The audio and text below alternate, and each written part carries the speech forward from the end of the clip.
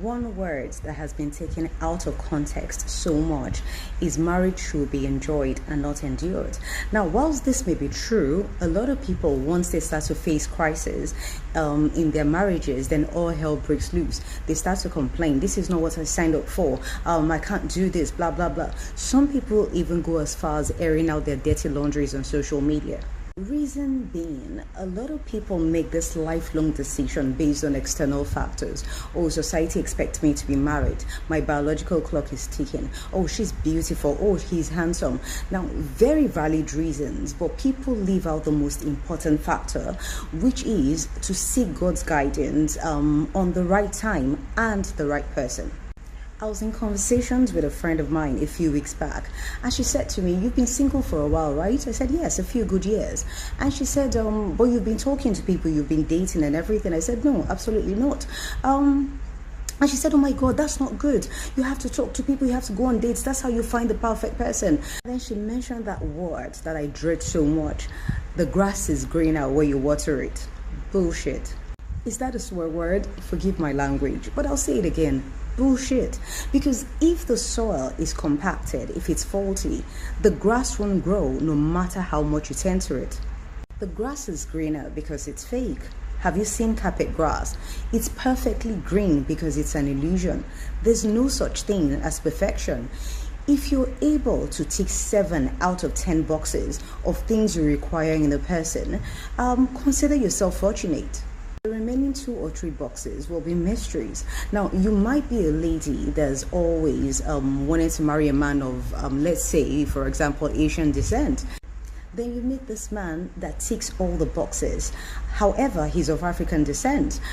So everything else fits except this one problem, and it's a huge one because what will society say? How will my family accept him? So everything is not going to fit exactly as you want it to. But to get as close to perfection as you can, let's go back to the story of creation and look through the lens of God's perception on marriage.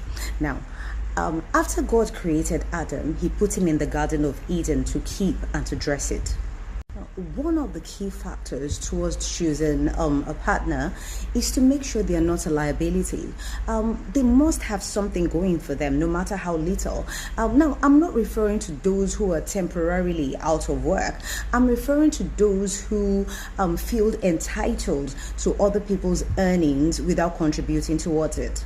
Now, if both parties later decide that one of them should become a stay-at-home mom or dad, now that's different because it's a unanimous decision between them.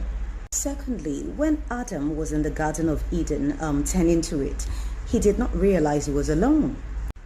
If you eat when you're very hungry, you end up eating whatever you find. Now, if you go into marriage in desperation of wanting to be married, why? Because all my friends are getting married, people will laugh at me, my biological clock is ticking, and so on and so forth.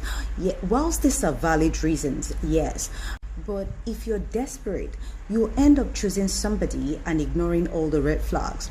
Your ideal partner should want to be with you, not need to be with you. Thirdly, God decided timing when he said it's not good for man to be alone. And when the time was right, God brought Eve and presented her to Adam. If you wait on God's timing, he will also bring the right person. But this is where it gets tricky. You have to be connected to God prayerfully because even when God brings the right person, there will still be other options available. The enemy does not like the idea of marriage. So when God brings the right person, the enemy also presents options to you. This is where you have to be prayerfully discerning. In Adam's case, he named so many animals, but he knew they weren't his match until he met Eve. In Isaac's case, his father's servant had to pray for discernment to know which woman was ideal for Isaac, and Rebecca was presented. Then he recognized her. In Esther's case, there were 400 other maidens presented, but Esther was picked in discernment because she was the ideal one chosen by God. Then Adam and Eve were naked and they were not ashamed.